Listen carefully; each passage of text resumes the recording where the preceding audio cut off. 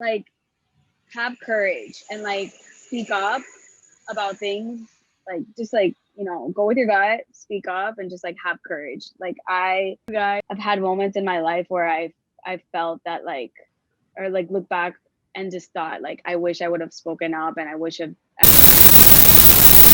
believed in my capabilities a little bit more and just had the courage to say whatever is on my mind and just go with All things career. I'm your host, Momodou Njai, here with another great episode. We are rolling through this. I think we're at episode 31. Super excited to be back on here. But before we get started, I want to introduce Patrick. Patrick is one of our technically first like virtual interns because he doesn't actually live in Illinois. But Patrick, I'll let you introduce yourself real quick. Say what's up to everyone. Yeah, hi, my name is Patrick. I am a senior at Bridgewater State University, which is in Bridgewater, Massachusetts, and I'm studying communication studies with a public relations concentration. It's a lot to take in, I know, but with DIM, what I do is I'm a public relations intern, and what I do is mostly kind of like set up these podcast meetings like we're doing right now. Very cool. And Patrick has a great background. If y'all can see, like it's just beautiful in the background. And then getting to our guest today, Dre, how are you? It's hi. You're calling in from where? Where are you at right now? From Miami. Mm, very nice, very nice. Can you tell us just real quick who you are, what you do? Okay, so my name is Andrea Becerra, but my friends call me Dre. I am the co-founder and managing editor of The Hungry Post. The Hungry Post is a restaurant recommendation platform. So that's kind of like the basis of what we do, but we have like a lot of things like going on. It's like a whole 360 experience of food and beverage based in Miami. We have a smaller account in New York, and we hope to grow a little bit more and go to other cities. So yeah, that's a little bit about us. So cool. And I didn't get to tell you this, but I love Miami. I'm really trying to come there for Christmas, but I don't know if that's possible. We'll Oh see my when I god, get there. come. And Mare will actually be with me during that time. So I feel like Oh, amazing, that would be great. Yeah. so we should definitely go there. But I love the food in Miami. Obviously, the weather is great, escaping the winter. But can you tell us a little bit of how you got started, or even before we go there, right? Let's talk a little bit about your job, right? As a co-founder, as someone who's created something, right? What does that mean? um so it's been a journey. We started like in 2011. Obviously it was, we never thought it was going to be what it became or what it's becoming, because it's still, it's always changing. So I guess in the beginning it was more like I love to write. Um and I always wanted to, I was between working in the music industry and working in the food industry. Those are kind of like the two things I love the most, and I always feel like there's something like there that is connected. Like I like to relate food to music. Wait, can you hear me? Yep. There's like a car. Okay, cool. So I kind of decided that I was gonna go the food route. And writing was kind of like what I chose as my medium to like express myself, and share with others like the stories that have to do with like food in Miami. So yeah, I never, I guess in the beginning it was never like, oh, I'm a founder of something. It was just kind of like, oh, let's start this cool project, and like I like to write, so let me, share what I know, or what I feel like people would think is interesting um with others. So that's kind of how it started. And then it kind of became like, how do we connect, how do we, it's obviously digital, like it started kind of as a blog, Mhm. and it was always supposed to be, and I think it still has that like tone, like very friendly, like it's not, it's very like it's for locals, and obviously, you know, tourists that come to Miami and that like want like that local voice. So we speak like, it's like a lot of inside jokes. Mm. So, you know, Miami's like a very special place full of lots of Latins. It's just like multicultural, and just like that's always like the tone. So it's like we'll speak in Spanglish sometimes, which is like English and Spanish. Yeah. So that was kind of, you know, like it was always like, let's have fun with this. Food is fun. It's not serious, or at least we didn't want it to be. I mean, I'm sure it can be for other people, but for us, it was like, let's have fun with this. We want to be like those friendly recommendations, um, and and yeah, just be kind of like just relaxed in the way that we wanted to express ourselves, and like we don't like to be associated with like, you know, reviewing restaurants. It was always like recommendations, so it was always meant to uplift the industry and showcase like the amazing talent that we have Yeah. in the city, and that's growing, and that maybe larger cities like New York and LA, even Chicago, kind of like would overlook. It's like, no, there's like a lot of special things happening in Miami, and we've seen it in the last 5-10 years, even this year, which has been crazy. My brother-in-law, he actually is he's a chef. He owns a bakery, and we always talk about how this year we've seen some of the most creative and interesting food come out in Miami, which is exciting, and you know, makes me want to keep going. So yeah. That's so cool. I think one thing that's really interesting and just kind of like when you're building something, and you talked about it a lot, right? And we always talk to the interns and students about this, but when you're building something, you're doing it because it's something that you love and you're passionate about. And that's how you really are able to scale it, right? Because you Yeah, just want to see it grow. And it's like a baby to you, right? Like you just want to see it grow and be out there and have people accept it and understand it for what you built it for. And I think that's so totally. interesting because I feel like nowadays, and I don't think there's anything wrong with it, but a lot of people kind of just get into it and just like, hey, I'm just going to build this company and then I'm going to just sell it for a lot of money. And that's really it. And I think that sometimes that can definitely be an outcome of it, but it doesn't always start like that. Yeah, I totally agree with that. I I'm like a passion driven person. So like I don't think I could be doing something that I just generally didn't love, and that's what at the end of the day keeps me going. And you know, this year has been really hard. Just just because of the nature of like, you know, who we like, the industry, even for the restaurant industry, it's just been so difficult. So it's like, how do we play a role in what's going on? And like obviously like the pressure is different when you start something out of passion and love, and like it's just kind of like we never went into it thinking like, okay, we want this to be a business. It just kind of naturally happened. So but now that we're in it, it's like, how do you maintain it and how do you keep people interesting? So the pressure has changed.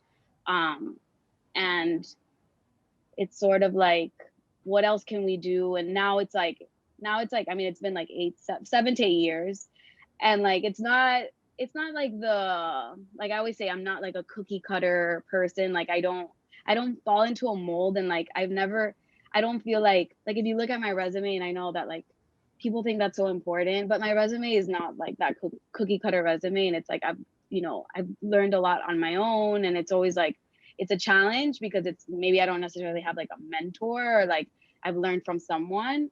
But I think, it's gotten me to where I am today. And yeah, sometimes it's a little scary and risky, but you know, I mean, what else are you gonna do, right? That's right. Going back to what you said about like the whole pressures, about the pressures changing and everything, like especially considering that the Hungry Post is an online format mostly, how would you say that like it's affected your day to day from like when it first started to where you are now? Yeah, of course. So one thing that I didn't mention that I feel like is gonna be relevant, is that in 2014, so we started it in 2011. It took us a year to launch, like have everything ready. So like Instagram was like becoming a thing. we had like really good timing in that sense. We were kind of like one of the first, which carried us very far within like Miami and like just like the restaurant community, and just like, you know, as those people that like they know what they're talking about, and you can trust them, right, when you're looking for a restaurant recommendation. But in 2014, we wanted to obviously we didn't want to just be like, we knew that we couldn't like be a blog and like live off of this. So we started doing events in 2014. So it was kind of like, let's try it, let's see how it is. You know, we want to get people, like connect everything, right? The people online to offline experiences. So we did one it was the first one we did for free. And it was a happy hour, and it was at a friend's restaurant, this restaurant called OTC. It no longer exists, but it was like one of our favorite restaurants. And I was like, hey, like, I asked our friend, like, can we like do, you know, host an event, like want to do like a happy hour, you do like a special limited menu, and then from there, like we just see what happens. So we did it, and we had amazing turnout. It was like packed, and we were like, okay, we're gonna do this, and like this is the last one we do for free, like first and last. So yeah, it was crazy. And like in Miami is like a special place in terms of like, everyone here is very social, but like at the same time there's not a lot of things to do, so because everything is very spread out. So it was like something like, okay, this is a really good way to like connect the dots. And so we started doing it, and we created like an amazing business model, so that, you know, like, you know, the restaurants started seeing that we would bring people to them, people that not necessarily had gone to that restaurant. And it was like just like incredible. Like it was based on volume. So so it was like the more people, the more money we would make. We had a door fee, and it just became like, not to brag or anything, but like it became one of these like the best like party in Miami, because it was like, it ended up being a party. Yeah, like food was always like at the center of it, but it was like we had like several concepts. So like one of them was like a blurry brunch. So like I had lived in New York, and well, no, before that I had gone to school in Boston. I would go to New York, and I was very familiar with these boozy brunch concepts, right? And I knew that in New York they like worked, so why wouldn't they work in Miami? So we started, yeah, so we started doing these blurry brunches, these sunset parties, and it was like we would hold like up to 1,000+ people. So, and we would do once a month, and we would just like, it was just going really well. And then COVID happened.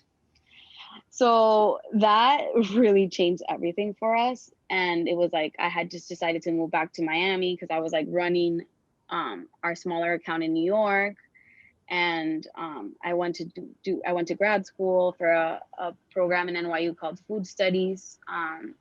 So it was just like, you know, I had lived there for 4 years. It was, you know, things were moving along really well in Miami, and it was like, okay, let me go back and like just like dedicate myself to, you know, my project like full time, and just like run with the events. We wanted to do like smaller format events, and like it was going to be kind of like a membership program, and it was just like a really cool idea of, again, bringing people together in the community, and like people, you know, like that were similar to you, and it was like a way to meet other people, and food was always a part of it. And then COVID happened, so we couldn't do events anymore, which was completely challenging. And like the year became about surviving, right? So it was like, what do we need to do to survive and to like cover our budget, and to pay the people that are, you know, on our team, and what else can we do in the meantime? So, you know, we started doing virtual events, and we started, all of us. So I have two partners, Jose and Alejandra, and together we were just kind of like, okay, we're gonna have to wear, kind of like, not start from scratch, but like reinvent ourselves. And you know, we're still reinventing ourselves, and like wear different hats and do things that maybe we weren't doing before. Like, you know, it just became like it had to be a lot more collaborative and not like, okay, this is your role. It, like that kind of just like got thrown out the window, and it was like, okay, we're just gonna, you know, do whatever we can to get through the year and see what else we can do, you know. Like I I'm a believer that these are the times that like innovation happens, and I know I'm not the only one. A lot of people, like, you know, when things are like going wrong, it's like, okay, this is time to innovate, see what the market needs, what you can do. So my day to day definitely, to answer your question, my day to day definitely changed. I was never really so involved with the events, but for example, like a week ago, we did our first in-person event, which was kind of crazy and like in a good way. But it was like there were so many challenges, and I never really lead those projects. I'm more on the editorial, content, creative side of things. But I had the relationship with the restaurant that we were partnering with, so I kind of led that. It was like a dinner, a sit down dinner, and it was like socially distanced, 100 people, a set menu.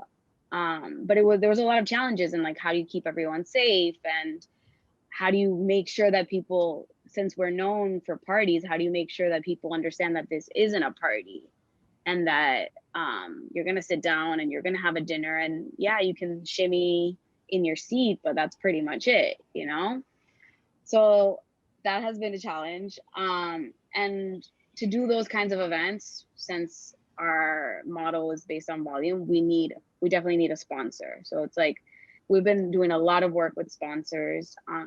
So I that was something new to me too. I never really like, I'm more behind the scenes. So like my other partners are more in the, you know, in the front with the brands that we're working with. So I kind of led that too, which was interesting. Not my favorite thing to do, to be honest. I like to be behind the scenes. Um, but it was cool to see, you know, like just to be like the middleman, you know, and Yeah. manage the relationship between the restaurant and the brands. So we did this one with Aquapana and San Pellegrino. So it was like a water. And it was a really, like, it was really interesting. And, you know, every day I learned something new.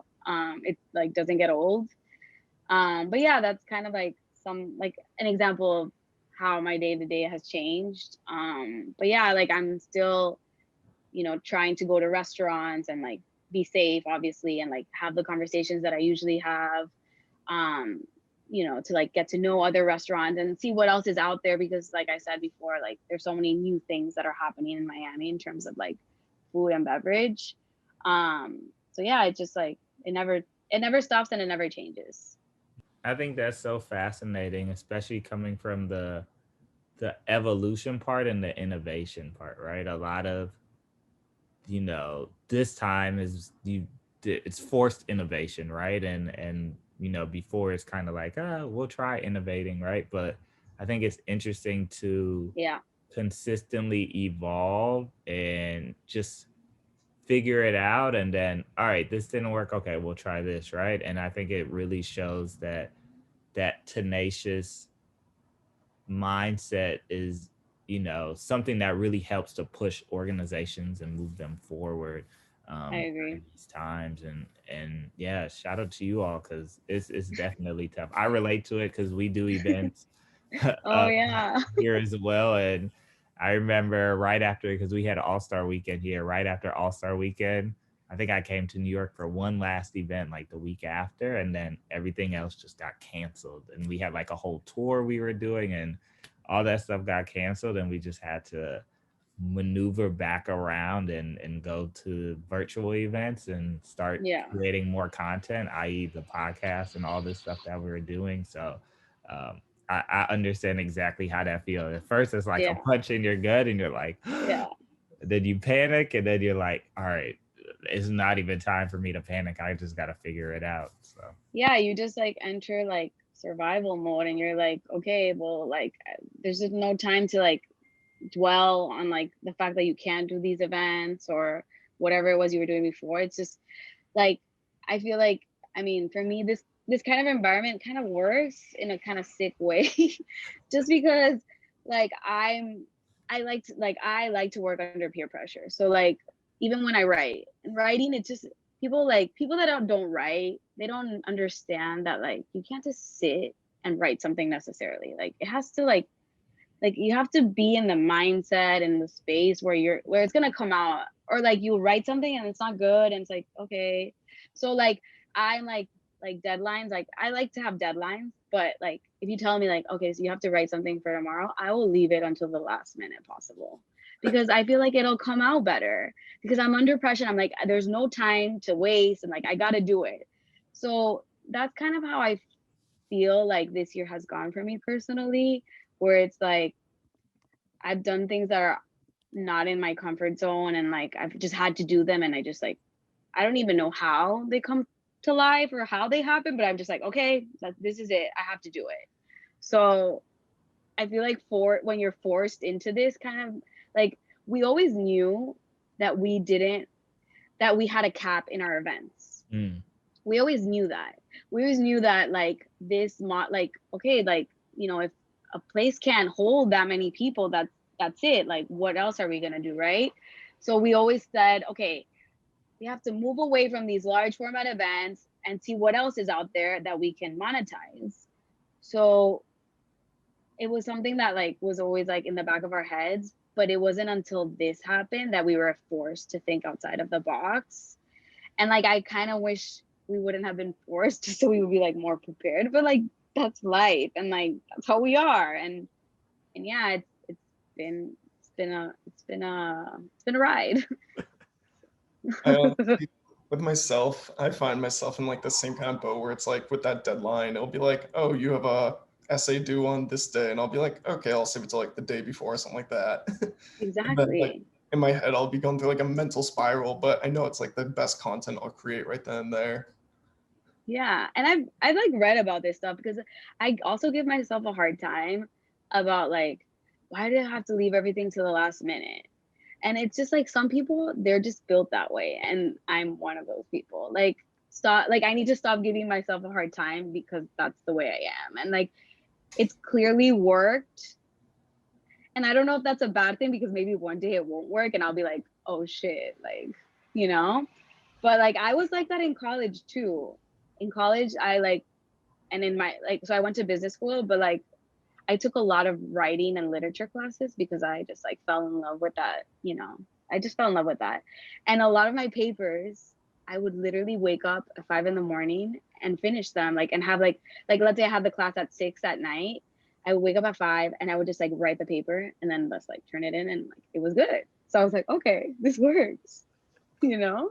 It's Yeah. something about like for me, I'm similar, and I feel like the thing that I say to myself is I just like to let it juggle around in my head until it's time to like have to spit it out. So like presentations, decks, all of that stuff, I'll have the ideas and like new idea will come to me and I might take a note here and there, but once it's like a day before or 2 days before, it's just executing it right. Yeah, and it's like your brain's working because you're thinking about it, but like maybe it's not on paper, you know? So, yeah. One thing I was curious about, especially since like I am my senior year now and I graduate next semester in May, and I feel like personally I have no idea like what I want to do, but one thing I'm curious about is kind of like how did you decide like when the Hungry Post kind of like came around, like the creation of it, how did you decide like that's something you want to do with writing and editorial work? Yeah, it's weird. I don't know. So like, yeah, like I said before, I went to business school thinking like, okay, like not necessarily knowing what I wanted to do with my life. I still don't even know what I want to do with my life, you know? Like that's me. So I went to business school and I was like, okay, I like creative stuff. So like I'll, you know, do marketing. That would be my major. Okay, cool.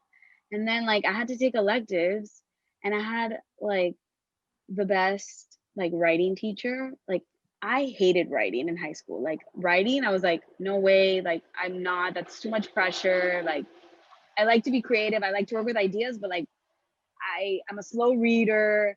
Like it just didn't make sense. But I had this one teacher that was amazing, and she completely inspired me. And then any chance I had an elective, I would take classes with her. So they like they were either like they were literature and writing classes. So, you know, creative writing, like American Gothic literature. Like who thought that I would be into that? I don't even know where that came from, but she was just such a good teacher that she completely inspired me, and it just totally changed the way I thought about writing. Um, and and so when I graduated, I was like, I felt like I had to make a decision, and I was like, I wanted to move to New York like immediately, and I was like, I'm gonna work for a magazine, like I'm gonna work for a food magazine, this is it. And then in Miami, like I met my partners, one of my partners, and he was telling me about this project that he had and this idea. He had the name, so he had the name The Hungry Post. And I was like, oh, cool. And he was like, I need someone creative. Like, he was like a friend of a friend. So I kind of was like, okay, this is like a really cool opportunity to start something of my own from scratch, you know. Um, Let me see how this goes. So I kind of just jumped on it. And I mean, the idea of Hungry Post before to what it is today is so different, and has evolved in so many ways and is still evolving. So I don't know. I'm like the type of person that believes that like things happen for a reason, and I'm like, I go with my gut. So whatever my gut tells me, I'm like, and lately it's just steered me in the right direction. So I just keep on thinking like my gut, like if I follow my gut, like it'll take me places. So like, I guess I don't even know if you were asking me for advice, but my advice to you would be just go with your gut and like do something that you love, and like I feel like the cards will just like align, or whatever that saying is.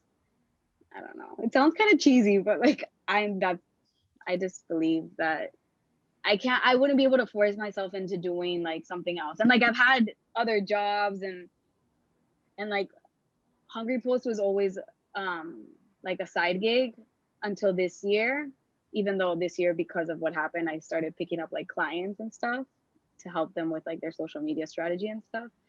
Um, but I feel like nobody can take that away from you. And like if you love what you do, like what you know what I mean? Like what else? Like I don't know. Like I could never be I could never have like I've had 9 to 5 jobs, but like that wasn't me. Like I just could tell, and like I don't know. I'm not corporate at all. So so yeah. Yeah, I totally understand that. Like, I feel like I'm still, even after I graduate, I still feel like I'm going to be finding my place in the world no matter what. So, You are. And like yeah. you probably will do something and you'll be like, yes, this is it. And then you'll like hate it. And then you'll move on to something else. And it's like, I don't know, like things have happened to me that it's like, I don't know, that have changed the way I feel. Like even my grad school program, like I always told myself, I'm never going to go to grad school unless it's something that I really like. Like I'm not going to get an MBA. Like that's not me. Like, no. But if there's like a program that really speaks to me, then like why not? So when I saw this program, it's called Food Studies. I was like, okay, I want to get more knowledge about food so I can write better about food.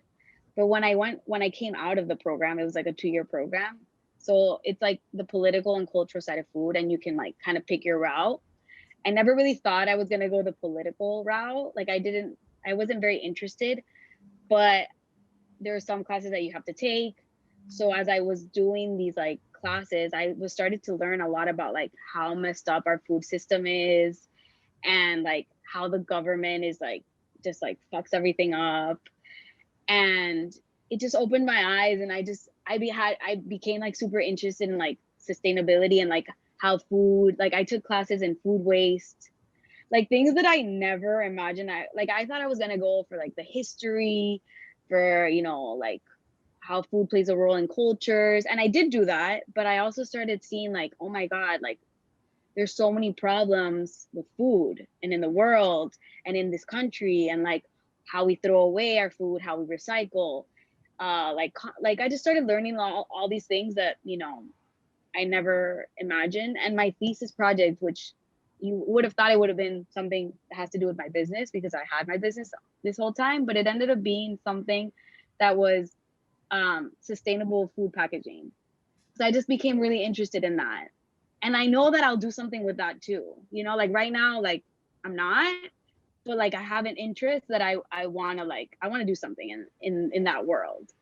So it's like I mean, I went to school, like, see what I'm saying? Like, marketing in college, 18-year-old that doesn't know shit, and then like still doesn't know shit, but like, okay, now she's like interested in sustainability. Like, I don't know. So yeah. I feel like that's just a testament of you going with your gut again. Like you just went with your gut and you found something. You're like, oh, I like this. This is dope. Like I can rock with it. Yeah, I exactly. remember, I remember with my university, one thing they did when we could like still be on campus, I think it was last year, they had like all these cardboard boxes being piled up and they would put like a number on them, but they never really explained what it was until the towards the end of the semester. And the number was upwards like maybe 1,200 or more, but at the end they kind of like described that it was like the amount of food waste in terms of pounds that we threw away just from like people not finishing their plates. Yeah. It's Yeah, crazy. it's crazy. And like like what kills me is that there's so many people that are starving, and like there's so many like, so one thing I haven't mentioned, which I feel like this could be like a nice little whatever you call it, Segue. segue. Thank you. um is that when all of this started happening with COVID, like I felt like we had to do something more, as a platform. And we had such a big following that it wasn't just about like, okay, let me help restaurants by telling people like where you can order from, like here's your guide to the best Japanese takeout spots. Like that wasn't enough. We were gonna do it, but that wasn't enough. So like, how could we help the restaurants and at the same time help people that were like just like losing their jobs, in the hospitality industry, like, or they were just like, or nurses that were overworked. How could we help them? Like just vulnerable. There's so many vulnerable communities in Miami, that are like facing food insecurity. How can we help them? So we decided to launch this program called Feed the Chain. So the idea was that we would buy $10 meals from restaurants, and then we would feed people that needed those meals the most. So it was kind of like the whole like feed the chain. So like we're not only helping the restaurants, but we're also helping like the purveyors. We're helping, like, it's all like trickle down to like a chain. The drivers, like trying to maintain, obviously on a small scale, but eventually trying to scale it and help as many people as we could in within the food industry, right? um Fundraising, I had never ever been in, like, I had never done any sort of fundraising. We have a good amount of followers, but fundraising is another game.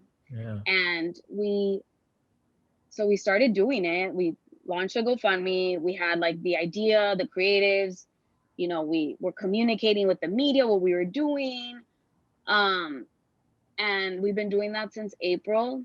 And it's something that literally kept me going because I felt like, okay, like I'm helping the restaurants, and I'm also helping, these communities, like, that some of them, like, we team up with organizations. So there was this like grassroots organizations called Adopt a Family, and they were helping communities in Miami, families in Miami Beach that have no access to government help. So they're, they don't have any, they didn't get a stimulus check, just like no help whatsoever. So like helping feed those families.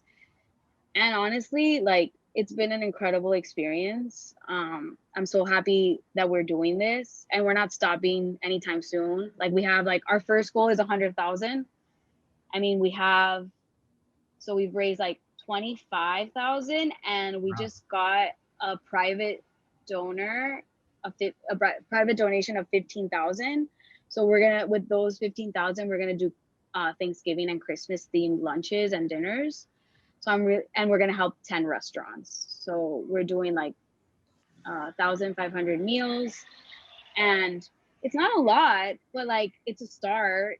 That's a And lot though. Like thank you, thank it's you. a lot. Yeah, I mean, I'm really proud and happy that that we're doing this, because I don't know, I'm just not the type of person that can sit back and just be like, hey, here's your your burger roundup or whatever. Like, it doesn't feel right. So Mhm. I don't know why I started talking about this. Like I completely lost my train of thought, but I feel like it was relevant. It I don't is. know how. It is. It's really relevant because it connects to your passion, right? Like in the evolution of everything that y'all doing with that passion. And I'm sure with all of this passion that you have, there's a lot of late night, early mornings for you, as you already talked about. So one thing I always like to talk about is self-care, right? Mm, And understanding what self-care looks like for you, right? Because I okay. look at self-care as a evolution, right? I remember in college, self-care was going out and hitting, the happy hour or whatever it might be, right? And now self-care to me is just like meditating and chilling and praying and all of that stuff and taking that time for myself. So for you, what did your self-care journey look like, right? Because I'm sure you're busy, you're on the go, you're moving around. um Yeah. how do you kind of center yourself and really focus in? Because writing is such a creative process, and if you're not in the mindset to write, you can't write. So how do you do it?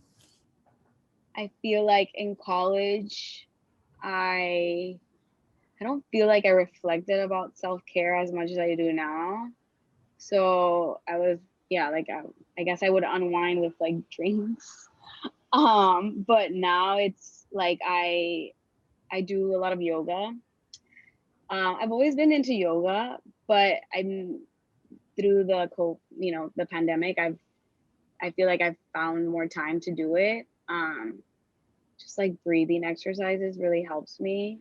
I want to do this thing that I read about the other day, but I haven't done it yet. And it's like waking up every day. I'm not very good with routine. So I'm not that type of person where like my days look the same. No, I'm not. So, but I want to do this one thing, like just have one thing that's part of the routine where it's like I will write 3 pages of like whatever's in my head and like full 8 by 11 pages. I still have to buy the notebook, but it's something that I want to do because I read about it. I forgot what it's called. Maybe you guys know, but it's like there's something I don't know. Kat? I was talking to Kat about it. Oh Um, yeah, yeah, we were talking about it. It's like a creative process, and like it just like helps you because when you write something like, and this I learned in college that you write just there's like a fear of writing, right? yeah. Because Hmm. there's pressure in that whatever you put down, it's like it has to be perfect, and it's like no, that's not the case. So it's like just start writing because the first half of it or whatever will be shit, and like be okay with that, but the rest will be great. Like it'll start coming out. So I want to do that, but I haven't done it yet. I've also been getting into natural wines. Oh, So yeah, so that is like great. And it's like not about like, like binge drinking like it was maybe in college. Just like about enjoying like these special wines that are so different and like also like, they're organic, they're sustainable, the way that the growers are making it. It's just like I'm learning a little bit more. My sister's super into it. So she's like been like teaching me and like I've just been getting more into it. Just like a glass of wine. And I mean, I think that's great. So yeah, I think that's kind of like what I've been doing. And then I guess the last thing is just like not being hard on myself for like the way I do things because I I write down like all the things I have to do and like but I have so many things to do and I like never really finish that list. So it's kind of like okay, like maybe just like circling the 4 things that I really have to do today and like really thinking about like what can wait till tomorrow mm. and just like cutting myself a break because if not like there's no disconnection and I have a really big problem disconnecting. So that has kind of sometimes it works, sometimes it doesn't. Or like on the weekends, like I tell myself I'm gonna do all these things, but then it's like I don't want to do them. So like why can't I have my weekend? So just like trying to not give myself a hard time for just like just saying like I'm not gonna work this weekend and like be okay with Yeah. that. And there was one more thing I was gonna say. Fuck, I forgot. Um, no, I forgot. If you catch it, Yeah, we'll come back to it. We'll circle back on okay. it. hearing like your whole self-care routine, especially throughout the pandemic. I feel like I've seen like some of myself and just hearing what you were saying, because I remember at the start for me it was like a lot of binge drinking and just like talking to my friends on the phone. And then as time went on, I'm like, I can't do this for like 4 months Yeah. straight. So like I started Oh, I remembered the phone, because you said like disconnecting and being on the phone. oh yeah. No, because it's like you're on your phone all day. So like, how do you, like, I try, at least on the weekends where I feel like I don't have to be so on my phone. I just try to like leave it somewhere else, and just like do what I'm doing. Like people nowadays can't even watch TV without their phones. Like TV, it's like entertaining enough.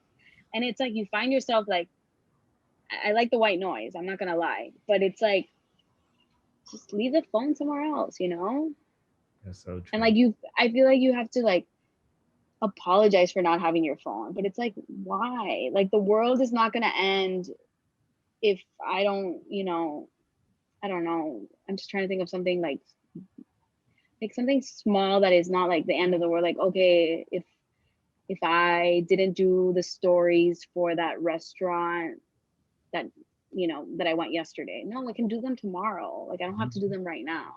So those things. Yeah, I had to start using like the downtime setting on my phone, because I think it was one time I looked at it and I was like, you spent 12 hours on your phone today. I'm like, how? Exactly. It's a dark truth. I just saw mine this last week. I was on there 11 hours and like 47 minutes. But yeah, it's crazy. but before we wrap up, I always like to kind of end with this question. This is always my go-to question. If you had to think of a song or maybe an artist or an album that embodies you currently, maybe within, let's just say maybe last week's mood, right? Last week's vibe. What song, artist, or album might that be? And same thing for you, Patrick. I'll share mine as well. So after. Oh my God. I'm so like different moods for everything. I just made a playlist of like the songs I listened to in like 2004. Like like just like romantic songs. Like it's like a lot. And they're like in Spanish mostly, but like I don't even want you to associate that with me because it's just like very like how do you say, like cheesy songs. There's nothing wrong with that. I know, but I feel like I should say something better. Um I've been listening. Well, I always listen to this composer. See, this sounds like more interesting. Ludovico Enuandi. So I don't know, are you familiar? Do you like classical music? I do love classical music. Okay, I might be butchering his last name, but he's amazing. So like, did you ever see a French movie called Les Intouchables, like The Untouchables?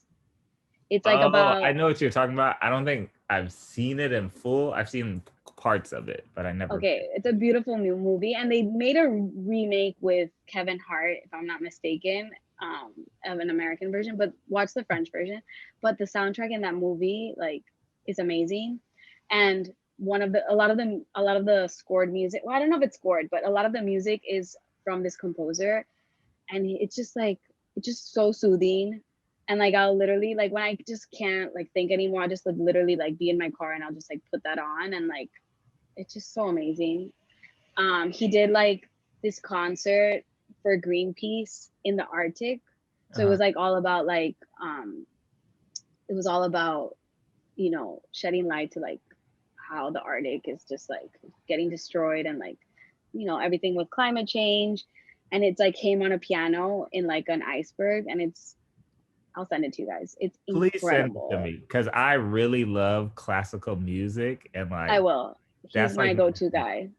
Yeah. Dang. And the soundtrack of Parasite is amazing. Also amazing classical music. That is. So I listen to that. That's what I've been listening to. Dang.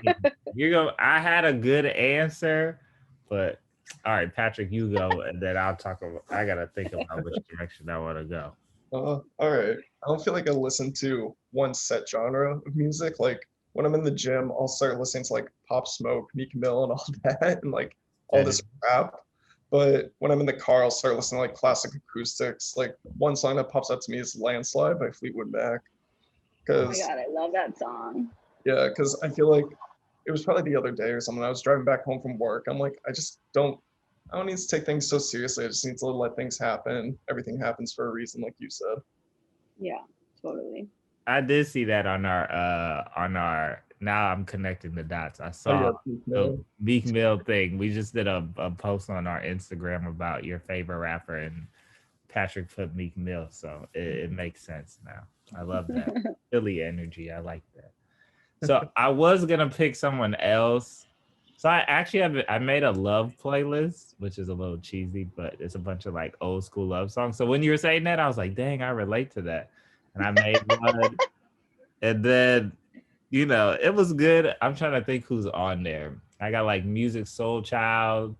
Um, who else? Sade, Erica Badu. And I got like some Amazing. Lennox on there. So it's a nice mixture. That's what I like to listen to on Sundays just to relax. But going off of your classical music, there's this guy named Peter Sandberg, I think. Okay. And he has this project called Scandinavian Nights. And it's like classic modern jazz. Oh, cool. So vibey. It's just like, it just transports you. So we got to trade some stuff. Yes, please. I got some stuff for you. It's really Okay, okay. Please send it to me. Okay, awesome. I definitely will. But yeah, I think for us, I think what would be, and I always forget this question, but if you had to give someone advice starting tomorrow, going into their dream career, their field, trying to build their business, what would that one piece of advice be? I guess it would and it's gonna sound cheesy, but like have courage and like speak up about things. Like just like, go with your gut, speak up and just like have courage. Like I've had moments in my life where I've felt that like, or like look back and just thought like I wish I would have spoken up, and I would just like, maybe believed in my capabilities a little bit more and just had the courage to say whatever is on my mind and just go with it. And I've been listening to do you guys know Simon Sinek? Oh, that's my God. Wow. I've read all his books. Kid you Oh my not. God, I love him so much. Like I love him so much. Like he speaks to me. Okay, so he has a podcast, right? I do. I haven't listened to it yet, but I know he has. Okay. So listen to, I mean, he finished the first season and now he started the second season. There's one about courage. And it really helped me just because like there's just moments right now that you just need someone to like give it to you real. And I feel like he's does such a good job, and he's just like he's so inspiring, and like I love the way he communicates with others, and because I feel what he's saying, and he just does it in a very simple way, but it's so beautiful. And it's not like, because there's a lot of motivational speakers that it's just like, I shut up, like I don't even know what you're talking about, like I don't, but he's just not that person, and I love him so much. So listen to it. All of his episodes are amazing. The last one with his sister made me cry. But yeah, I would love to meet him. So if you, I hope he's listening to this podcast. Right, Simon, if you listen in, we love you. Pull up. Come to Miami. Exactly. But I'll send you the episode that I'm talking about. So yeah, just like have courage and like just like go with your gut. Yeah. No, I love that. I think that's a great way to end the podcast. We want to thank you so much, Dre, for jumping on here because, it means a lot. You're a busy woman and we want to, give you your flowers. And we always end our podcast with a round of applause. My interns always make fun of me for this. My intern literally, we did like a panel last week and she was just like, yeah, just be like Mo, do the round of applause thing. And I was like, I love it. but Thank you so much, honestly, and it is great to connect with you through this as well because you have so much in common. Yeah, I know. I love it. Thank you guys. Thanks, Patrick and Mo. Really appreciate it. Of Thank course. you. It's been great to talk And to you. thank you all to our listeners, whether this is your morning routine, your evening routine, or your routine before you hit the gym, like Patrick. So we'll chat with you all, and we're out. Skirt, skirt.